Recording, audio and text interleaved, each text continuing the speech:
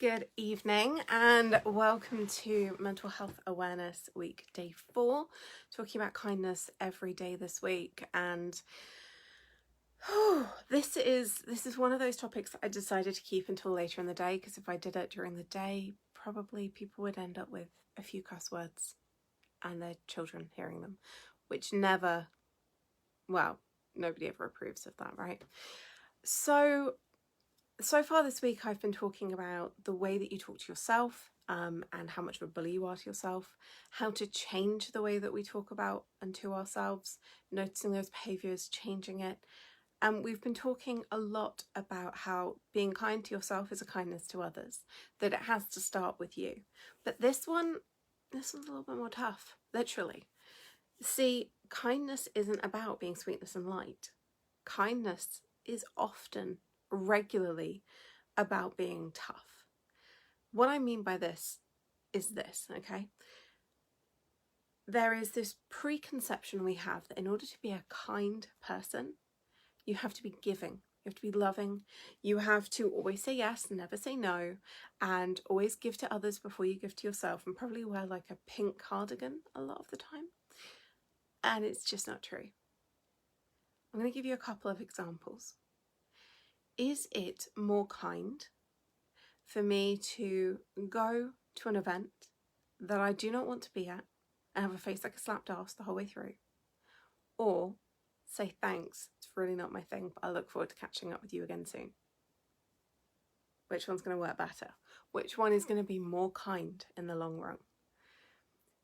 In a work context, is it more kind to give and give and give of yourself until you are depleted beyond measure, exhausted beyond all extremes, cranky, negative, cynical, bitchy, nasty, and then you blow up in people's faces? Or is it kinder in the long run to say, no, I've got too many files and I can't take any more on? Or, I appreciate you want to give me that project. What are you going to take off of my to-do list in order for me to be able to do that? See, kindness is not about being a schmuck. Kindness is not about saying yes to everybody and no to yourself.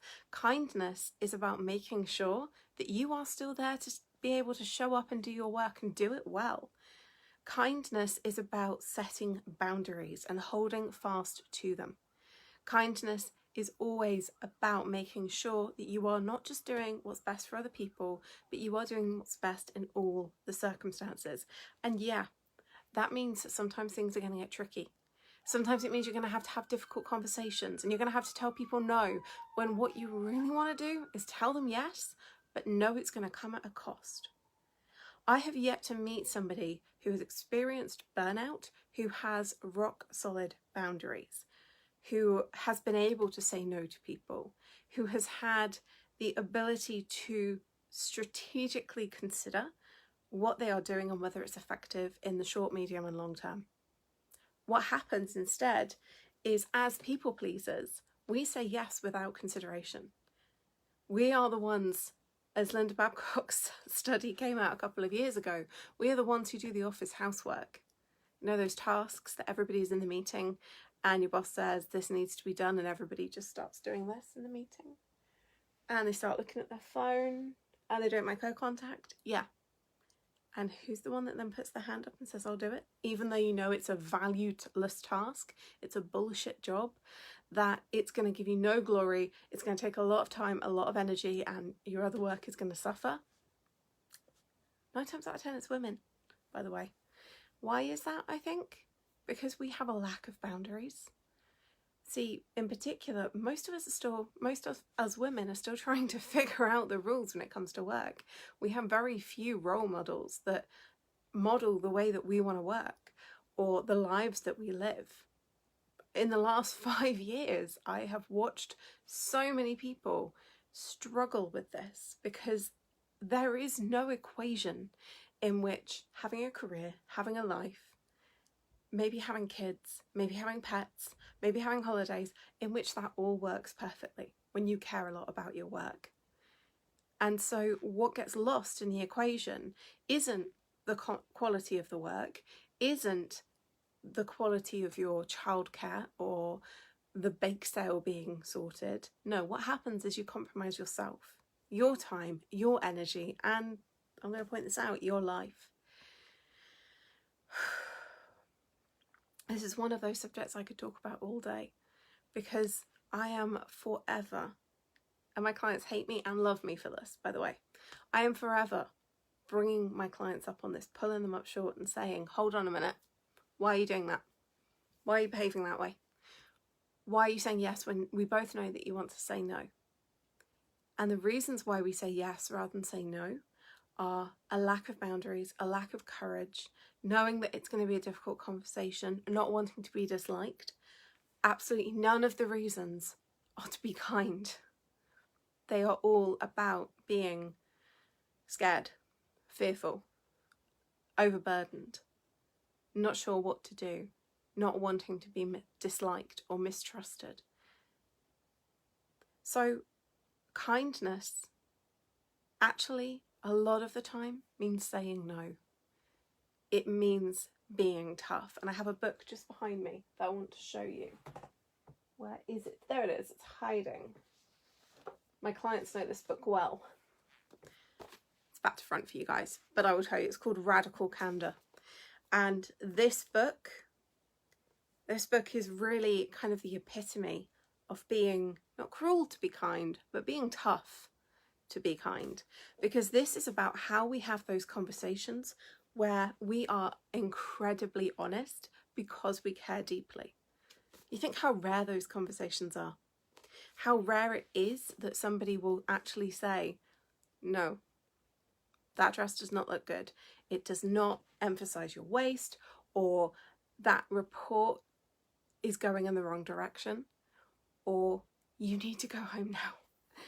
We need to have more of these radical candor conversations where we are deeply honest because we care and because we want to make a difference, and because, not because we're cruel, not because we're mean, but because the truth is necessary. Kindness means being tough. So if you are sitting there thinking, I don't know what I'm going to do, I don't know how I'm going to get through all this work before the bank holiday weekend, I have overcommitted, I have under-prioritized myself, it's time to be a little more tough, to be a little more kind. Every time this comes up with my clients, I remind them again and again that in order for them to help other people, to make a difference, to get the job done, to make sure that they are there to care for their children, raise them properly, whatever their value is, whatever their goal is, in order to do that, we are going to have to say no to things. We are going to have to say no in particular to the things that we don't want to do, that do not add value. And that right there is the first place to start. Say no to the things that do not add value to your life, that you do not want to do, and that you know are an unnecessary amount of work, that you are only saying yes to because you want to be seen as a good person. It's not kind. It's not genuine. So replace the metric of kindness with generosity, with accuracy, and with a reminder that values are important. The things we want to achieve are important, and they have to be put first. That means being a little bit more tough. And I'm okay with that. You, I hope, are too. And if you want more help and support with this, then reach out to me. Throughout next week, I've opened up a crazy 20 hours of time for people to have one-to-one conversations with me. Whether you are an established client, whether you've been following me for a while, or whether you've just come across this and think, dear God, yes, I need her to say no to some people for me, and then sign up to one of these. I will pop the link below. But I've opened up 20 hours of one-to-one space in a single week to have these meaningful conversations with you, because I want to hear what your story is, how you've gotten to this point with stress and burnout and imposter syndrome and overwhelm. And then I want to help you by giving you tools that you can immediately implement. These are not one size fits all. I have no basis of preparation for these whatsoever. You are going to book a time with me, we're going to have a chat, and I'm going to help you make a difference. Oh, and that's going to cost you £15 for 45 minutes. I've never charged this little for one-to-one work. Why am I doing it right now? I think we could all do with a little more kindness, definitely a lot more toughness, and definitely a lot more of prioritising being in it for the long term, being in it for the long haul, being able to know that 5 years, 10 years, 20 years from now, you're going to be making a huge difference to the people that matter in your life and your career. I'm really interested in that conversation. So if you are too, or if you don't know how the hell you're going to get through the next 5 years, click the link and book some time in my diary now. It'd be crazy not to. I will be back tomorrow. I've got a very busy client day tomorrow, and today this video was late because, not late, it was later in the day because I was delivering a corporate training to 40 odd people and it's being disseminated to hundreds more. So the kind thing for me to do today was to give myself time to rest and relax after that, to have some time talking to people, have some food, and then move on to the next thing. I hope that you're being as kind to yourself today. Have an amazing day wherever you are and whatever you're doing, and take care of yourself. Bye for now.